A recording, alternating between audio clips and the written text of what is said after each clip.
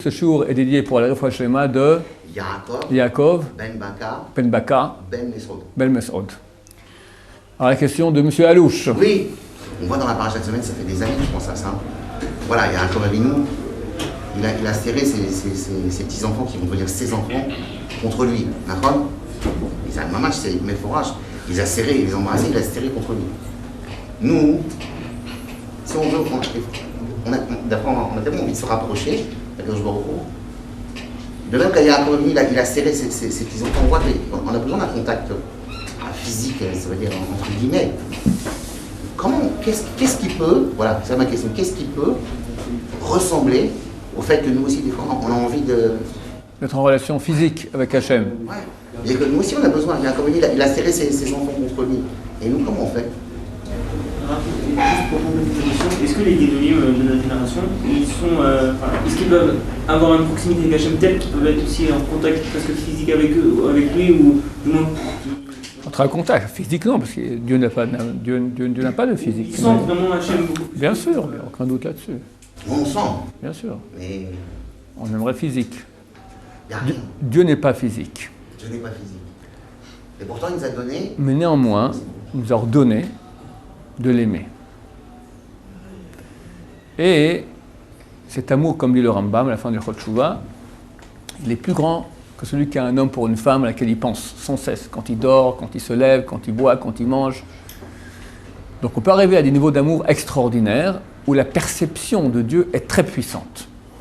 Mais le contact physique, vraiment, c'est impossible. Il y a des notions pareilles qui parlent de l'union avec Dieu qui aura à l'époque messianique.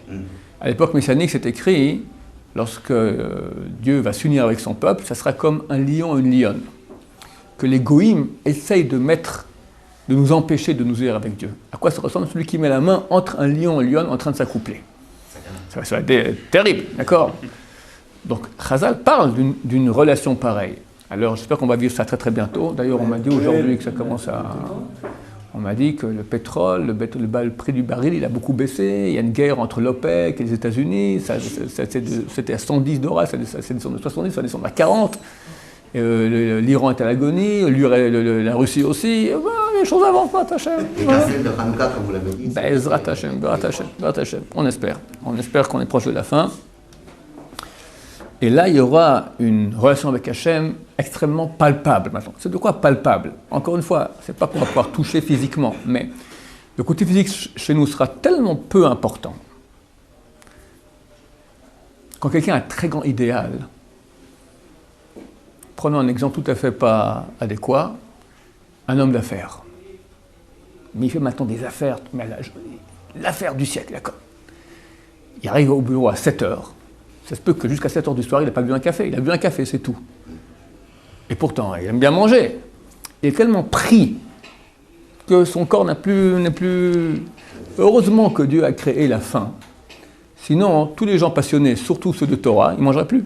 Ils mourraient. Dieu a fait qu'au bout d'un moment, la faim, elle crie. D'accord? Tu es obligé de faire attention à ton corps. Mais dans une époque où on s'est tellement branché avec Hachem que le corps n'a plus aucune importance. Donc on ne pourra pas physiquement toucher Dieu, on n'aura plus envie, plus besoin, parce que la relation avec Dieu sera tellement puissante. Par d'autres biais, on a une neshama. À Kippour, il y a des moments où les gens ils peuvent sentir Dieu très très fort. Vous venez en Israël maintenant, vous sentez des choses, n'est-ce pas? Et quand vous dites, je suis allé à Ramoth, écoute-moi mon cher ami, il n'y a aucune lumière. De quelle lumière tu parles, d'accord? C'est pas lumineux, c'est tout déjà habillé en noir, des bâtiments, d'accord? De quoi tu parles? Alors, il parle du corps, vous parlez de l'âme. Donc il y a une sensibilité de l'âme, les gens ressentent. Ça, c'est une chose qui se développe. À d'autres niveaux, plus on rentre dans la Ktusha, plus on devient sensible à notre âme, donc plus on devient sensible au message divin. Les grands d'Israël, il y avait un grand admor qui a dit « Je sens Dieu sur le bout de mes ongles. Je sens plus que tout. » On m'a dit que l'admor Azaken disait que partout, tout ce qu'il voyait, c'était que le nom de Dieu partout, parce que tout ce sont des manifestations du nom de Dieu. C'est quelqu'un qui se sanctifie beaucoup. Au bout d'un moment, le corps n'a plus aucun... Rabbi Chaim Kanevski, le grand de la génération. Chaque fois qu'il finissait de manger, il demandait à sa femme « Qu'est-ce que j'ai mangé? Quel bracha je dois faire ?» Il vient de manger, le type. Il ne fait pas attention, il n'est pas là. Il mange. Il dit « Quel bracha je dois faire ?» À sa femme, chaque fois. Bon, c'est pas nous, hein. Nous, avant le repas, qu'est-ce qu'on mange? Et après, passe un peu de sel, passe un peu de poivre. D'accord? Et le plat, la tête dans le plat, d'accord? Tout l'être humain dans son assiette. Il y en a qui ont développé l'âme, ils n'ont plus besoin de ça. Alors nous, à notre niveau, on doit commencer lentement à se détacher des plaisirs physiques. Et oh, c'est combien difficile. Oh, combien difficile. Oh, combien difficile. Et se brancher à d'autres plaisirs qui sont bien plus grands, bien plus vrais, d'une amplitude éternelle, d'accord, d'un impact infini. C'est très grand. Et ça reste encore caché, parce qu'on est dans les corps. Et ce que nous avons comme éclairage de notre âme, elle n'est pas en nous, elle est là-haut. On reçoit un petit faisceau d'éclairage qui vient de notre âme en nous, qu'on appelle l'âme. Il y a 3 parties, Nefesh, Ruach, Neshama. La Neshama, elle n'est pas en nous. Bien qu'on en parle, parce que ce qu'il y a en nous, c'est un petit éclérage qui vient, un petit faisceau. Quand Mashiach viendra, il y aura un éclairage énorme. Je sais à propos du Mashiach, je ne sais pas si c'est pour nous aussi, mais à propos du Mashiach, c'est-à-dire que chez lui va se dévoiler la Yechida du Mashiach. Yechida, on a 5 niveaux d'âme. Nefesh, Ruach, Neshama, Yechida. Yechida, c'est le plus haut niveau, très très haut, qui va descendre d'un endroit qui se trouve dans le paradis qui s'appelle Kansipor, qui descend dans cet homme-là qui est destiné à devenir Mashiach. À ce moment, il devient investi de pouvoir extraordinaire. C'est-à-dire qu'il y aura une proximité de Dieu, une sensation de la divinité extrêmement grande, extrêmement grande. Et Mashiach est là pour faire monter toute l'humanité. Donc nous tous, on va commencer à ressentir cela. C'est marqué dans le prophète Amos qu'il y aura la prophétie Dieu va dire, je vais donner la prophétie à vos enfants, d'accord? Et les jeunes gens, les jeunes filles vont commencer à prophétiser. C'est quoi prophétiser? C'est pas dire je vois ce qu'il y aura dans le futur. En relation avec Hachem, Dieu me parle. Dieu me parle, on entend. Donc c'est très très puissant. On ne sera plus du tout, le corps, ça sera rien, une chaussure, la semelle de notre chaussure. Bon, alors elle existe. Mais est-ce que je pense toute la journée à ma semelle de ma chaussure? Sur quoi j'ai marché? Qu'est-ce que j'ai fait? Écoute, laisse ta semelle tranquille. On est autre part. Aujourd'hui, nous vivons au niveau de la semelle. C'est le secret. C'est pour ça que Dieu, quand il a vu Moshe, il lui a dit enlève tes chaussures. T'es haut, t'es beaucoup plus haut que ça. C'est cette paracha, on voit que, c'est ce qu'on vient de voir maintenant dans Vaïgash, on voit que Dieu se dévoile à Yaakov, il dit Yaakov, c'est Abraham.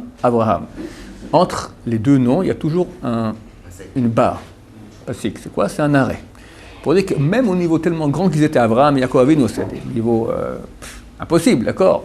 Il y avait quand même, entre leur âme et eux-mêmes, il y avait encore un écran. Moshe Rabbeinu, c'est le seul que Dieu l'appelle Moshe, il n'y a pas de pasik. Pasik signifie sec, un arrêt. Il n'y a pas d'arrêt, pas d'écran entre les deux. Il arrivait à un niveau sans chaussures. Il était complètement, Chazal dit, moitié ange, moitié homme. Il arrivait à un niveau, il était un homme, mais un niveau où il peut aller 3 fois 40 jours de suite sans manger, sans boire, être avec Dieu. C'est pas donné, même au Havot, même à Abraham, Isaac, Yaakov, n'ont pas eu ce niveau-là. Donc quand Mashiach reviendra, Mashiach c'est Moshe Rabbeinu, d'accord? C'est une partie de lui aussi qui revient. David Améler, il y a beaucoup d'âmes qui reviennent en lui. Toute l'humanité va monter et on sera dans une relation avec Hachem énorme. Je crois que Yom Kippour sera ce qu'on vit aujourd'hui à Yom Kippour, ça sera le plus petit niveau possible imaginable qu'il y aura à cette époque-là. On va monter, zip. C'est marqué Tekef le Geulat Tfila. C'est une halakha, une loi. Dès qu'on fait Baruch Hashem Gal Israël, la Geoula, Baruch Hashem Gal, il faut commencer l'Amida immédiatement. Immédiatement après la Geoula, Tfila. Alors c'est une halakha, mais ça veut dire aussi grand chose. J'imagine que ça veut dire aussi, dès que vient la Géoula, on est en situation de tfila. Tfila signifie c'est la relation avec Hachem. Quand je suis en relation avec Hachem, quand j'étudie, ok, je suis en relation avec sa Torah. Quand je fais les mitzvot, je suis comme un serviteur qui fait ce qu'il veut. Mais quand je suis en relation sentimentale, dans la Gemara, on appelle la prière Rahamim. Rahamim signifie aussi en araméen amour. C'est ça, la relation sentimentale, elle est dans la prière. Dès que vient la Géoula, immédiatement, prière. On sera en situation de union avec Hachem, palpable, Bezrat Hachem. Parce que c'est vrai que Moshe Rabbeinu, en vérité, il a dû beaucoup travailler sur lui. 80 ans. Parce qu'en vérité, il y a un roi, c'est donc ça.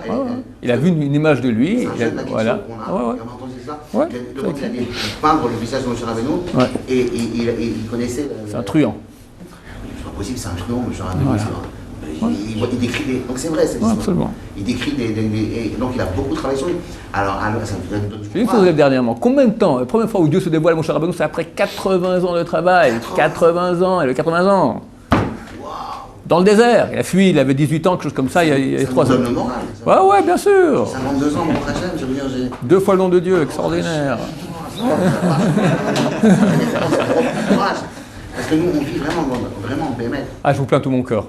Et quand vous dites, et vous avez dit récemment, vous avez dit, le Bémet, on lève les yeux, on voit le ciel d'Israël, et on va descendre. Ah, c'est bon ça. Et cette lumière, on se lève le matin, extraordinaire. 6h15. Ah, je vais voir chez moi là. Il fait toujours. Et nous, on est... Je vous bénis, M. Alouche, d'être l'année prochaine ici, avec toute votre famille, avec une bonne parnassa. Voilà, Amen. vos parents, tout le monde doit faire Voilà. Ah ouais, mais comment c'est possible? Avec tout ce qu'on pourrait reprocher avec un trait contre la sorte-nous, c'est quand même un grand travail qu'elle fait, que de faire venir des juifs, de leur donner de l'argent, de les aider. Et pourtant, comme vous avez dit tout à l'heure, on a de la glu dans le derrière et on n'arrive pas à se décoller de notre siège. Alors qu'on devrait venir ici.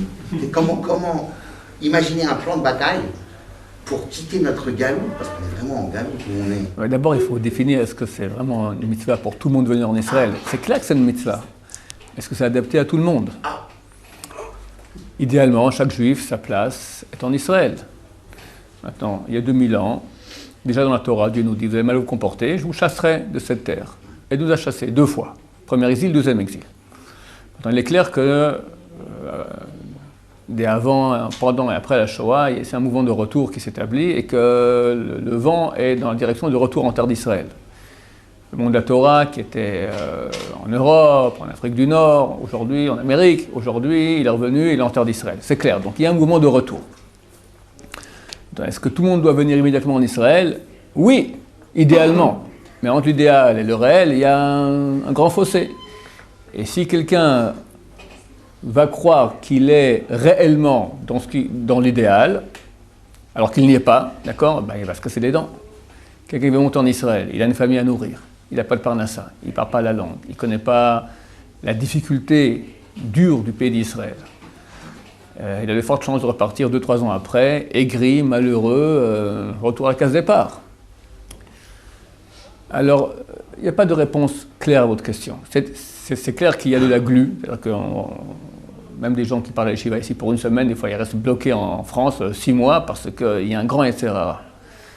La terre d'Israël, c'est la terre d'Akdoucha, c'est le palais du roi, c'est l'endroit de la lumière, c'est quelque chose d'extrêmement grand, extrêmement grand.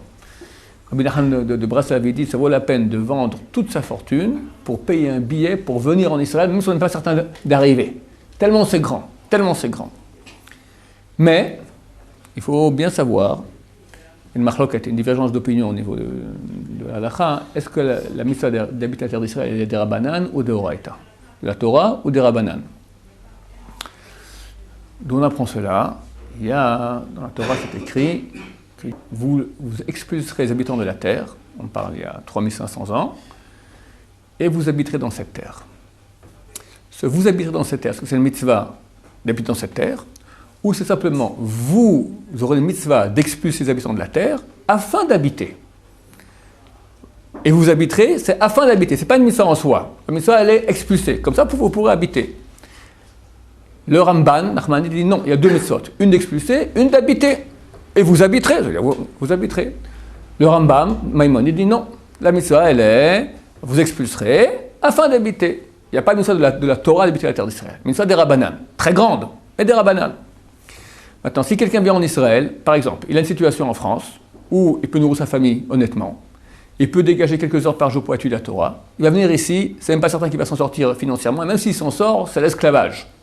L'esclavage, c'est 9 heures par jour, on ne s'en sort pas, il n'y a pas de dimanche c'est un jour ouvrable, d'accord? Il va venir ici, l'étude de Torah qu'il faisait en France, il ne pourra plus la faire, mieux vaut qu'il reste en France, c'est clair, c'est clair. Mieux vaut qu'il reste en France, absolument, absolument.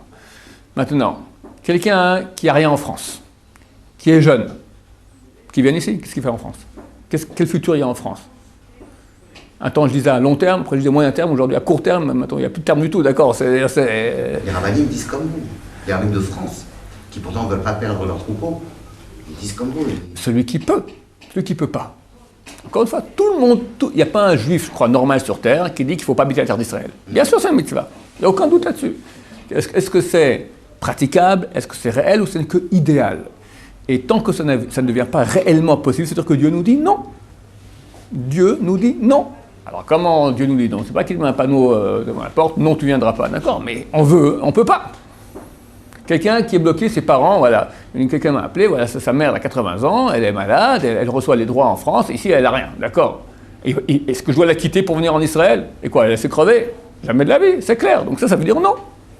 Est-ce que Dieu peut dire maintenant, tu seras culpabilisé, tu seras puni parce que tu n'es pas venu en terre d'Israël quand je m'occupe de ma mère? Tu devais la lâcher, c'est inconcevable. C'est inconcevable. Donc tout dépend du cas. Quelqu'un de jeune, il a fait son bac maintenant, il va commencer sa vie. Viens en Israël, tente le coup. Tente le coup. Attention, attention. Israël, monter en Israël, c'est pas monter que physiquement, c'est surtout monter spirituellement. C'est une terre sainte. C'est pour ça qu'au niveau de l'argent ici, ça ne marche pas. Ce n'est pas l'endroit où on fait beaucoup d'argent. Par contre, on peut se brancher à Dieu très fort. Celui qui vient en Israël dans cette optique-là, et qui, quand il vient en Israël, dégage plus de temps pour l'étude de Torah, fréquente des bons endroits, il y a des très mauvais endroits. On raconte une histoire qu'une fois un admor, un grand rabbin de la Chassidoute, qui est parti en Israël, il a quitté la Pologne et est parti en Israël. Bon, c'est un grand rabbin, et le dernier soir, il a invité le Sahara. Il dit voilà, je te quitte. Voilà, tu me signes un papier, je ne te revois plus jamais. Le Sahara dit pas de problème, je te quitte, voilà, je signe, tu ne te revois plus jamais, bye bye. Ah, il est tout content. Bon, il arrive en Israël, il descend du bateau sur le quai, il voit la foule qui est recevoir venu le grand admor, le grand rabbin, toute la foule là, il voit le Sahara qui lui fait hello, coucou. Et il dit mais je comprends pas, tu m'as promis que tu ne me verrais plus jamais. Non, non, là-bas c'est la succursale, ici c'est le centre. Le centre, d'accord, c'est ici. Là-bas c'est qu'une succursale en Pologne. Il y a du Sahara ici très fort. Pourquoi? Parce qu'on est le centre de la Kedusha, le centre de la sainteté, elle est là. Mais autour de la sainteté, il y a toujours la périphérie qui est impure. Chaque fois que vous verrez chaque endroit saint qui est en Israël, autour, il y a de l'impureté qui entoure. C'est extraordinaire, d'accord? C'est parce que l'impureté, elle vit de la pureté. Donc elle doit se coller à la pureté pour en prendre un flux. Donc si quelqu'un maintenant vient en Israël et se colle à la pureté, c'est bien. Mais s'il se colle à l'impureté, ce qui est possible, eh ben, reste en France. Reste en France. Que tu viens maintenant souiller le palais du roi. On est dans le palais du roi. Rabbi David Abouchasser, hein, le petit-fils de Baba Salih, le fils de Baba Meir, un des grands rabbins de ce monde, il a dit à nos élèves dernièrement, il a dit, vous à Jérusalem, vous avez Dieu au-dessus de la tête. C'est vraiment ça? Qui ne sent pas quand il vient à Jérusalem, il sent. J'ai une tante qui est hyper anti-religieuse, elle est venue à Jérusalem, elle ne supporte plus, elle est partie, elle est à Tel Aviv. Ah ben, elle peut se débaucher tranquille là-bas. Elle ne supporte pas, d'accord? Il y a trop de sainteté. Alors, il y en a qui aiment la sainteté, il y en a qui aiment le contraire. Si on vient maintenant en Israël, un bon Français qui vient, il y a beaucoup de pièges. Beaucoup de pièges. Beaucoup de pièges. Surtout au niveau éducatif, les écoles pour les enfants, il y a toutes sortes d'écoles qui amènent à la fin des trucs complètement tordus, soi-disant religieux, on appelle ça religieux, soi-disant, les enfants ils quittent la Torah, et on regarde pourquoi on est venu ici, etc. Et c'est terrible, terrible. Donc Nelia doit se faire une étude très sérieuse, voir si c'est réellement possible. Toujours une part d'inconnu. Ça vaut la peine de prendre un certain risque, mais pas trop gros. Qui pourra définir? Il faut s'asseoir bien voir les pour et les contre, en consulter une personne sage, un grand d'Israël soit absolument pas même de poser la question, et en fonction de ce qu'il dira, on fera...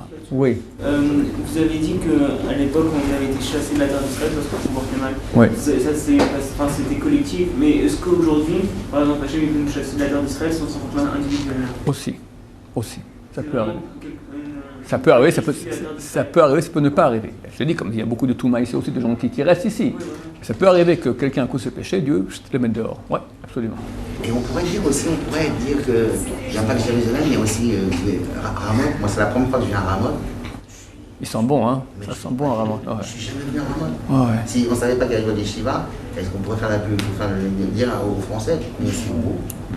Bien, c'est lumineux ici. Ah ouais, c'est lumineux. Et ça donne envie de venir. Nous, on habite dans une grande ville, on voit une grande ville de lumière. Vous avez vu le panorama qu'on a ici, comme ça, sur Ramallah? C'est pas grave. La terre sainte, non, je rigole, ah, c'est très beau, c'est beau. Et là, il y a la mosquée en face, c'est la tombe de Shmuel Hanavi. Il faut aller là-bas. Oui, c'est ce qu'un de vos élèves m'a conseillé, il me reste encore. Ah ouais, allez-y. En journée, il y a une vue imprenable, très très beau. C'est un endroit saint, Shmuel Hanavi. Voilà. Il habitait Ramoth, c'est marqué dans la Torah, il habitait Ramoth, dans la Bible. Ish, Aya, Ramot, Ramot. Au début de Shmuel, Ramot, son père Elkana, qui habitait Ramot. Ramot Sophim, voilà. Ramot Sophim, c'est le nom. Mais Rav, un jour, je crois que c'est vous qui avez ouvert la Gemara Ketubot, et on a vu que Chutz Laaretz, c'est comme si on faisait de l'idolâtrie. Ouais, c'est vrai. J'ai dit, tout le monde d'accord qu'il faut habiter Israël, je suis entièrement d'accord, mais quelqu'un, il n'a pas le choix. Dieu nous a chassés de cette terre. C'est-à-dire que Dieu, des fois, il dit non, pas encore. On a été connus, mais il y a des choses à faire. On est en galoute, on est en exil. Il y a une facture d'exil. Est-ce que c'est une volonté? Ça veut dire qu'à Kadosh Baruch Hu, de même qu'on éparpille un petit peu sa richesse, on ne met pas tout dans le même panier, est-ce que c'est pour nous, ça on peut se consoler en se disant que Kadosh Baruch Hu, il essaie quand même des juifs pour essayer de ramener d'autres juifs encore, etc. Certainement, Dieu il sait ce qu'il fait. Chacun, il y a des gens qui ont des missions là-bas, bien sûr, bien sûr. Je sais que le Rav Steinman, il a dit à beaucoup de rabbins, vous partez en dernier. Vous restez là-bas pour le peuple, il y a besoin, bien sûr. Voilà, absolument. Absolument. Je veux dire quelque chose, la vérité, c'est que nous, on est un peu gâtés. Il y a 50 ans, les gens venaient habiter dans des tentes. Oui. Dans des tentes, et qu'ils avaient tout, ils ont quitté le Maroc, la Tunisie, machin, ils habitaient dans quoi? Dans rien du tout, tout ça. Et ils crevaient de faim. Ils crevaient presque. Et ils disaient rien. Ils disaient rien, Alors j'étais heureux. on On est gâtés. Ah, c'est vraiment nos niveaux, on tiendra coup. Alors on vient, mais malgré tout, on tiendra coup. Ok, mais qui tient le coup? C'est pas facile. La mentalité, elle est difficile aussi, il faut s'habituer. Ça dépend si on s'isole, si on vient Ramon. Voilà, des bons endroits. Dans un quartier, Et après, on a commencé à prendre les tordus des religieux aussi. Il y en a aussi des tordus religieux. Voilà. Mais on les regarde pas, c'est pas grave, on les regarde pas. Ouais, très bien. Quelle est la différence entre notre Avodat Hashem en Israël et hors d'Israël? Non, mais qu'on ressent ou alors qu'on fait parvenir, c'est pas C'est écrit dans la Gemara, dans Ketubot, page 111, c'est écrit que Rachel le ramène sur le Chumash, que celui qui habite l'étranger, c'est comme s'il est idolâtre. C'est Rachid qui rapporte ça? Rachid. C'est une Gemara dans Ketubot. Tout le monde, c'est une Gemara. Mais il était en France. Et alors? Et on a été... Vous comprenez pas, vous comprenez. Dieu nous a punis. On a été chassés. Raus, dehors de mon palais. Attends, ça veut dire qu'on doit souffrir d'être à l'étranger. Ouais. Et là-bas, t'es pas proche du roi. Oui, c'est vrai. Mais c'est toi qui as voulu cela. Hein? Mais les Arabes, c'est pas mieux que leur donner des juifs qui vont en pratiquant. Et non seulement je te mets dehors, mais je mets des Arabes à ta place.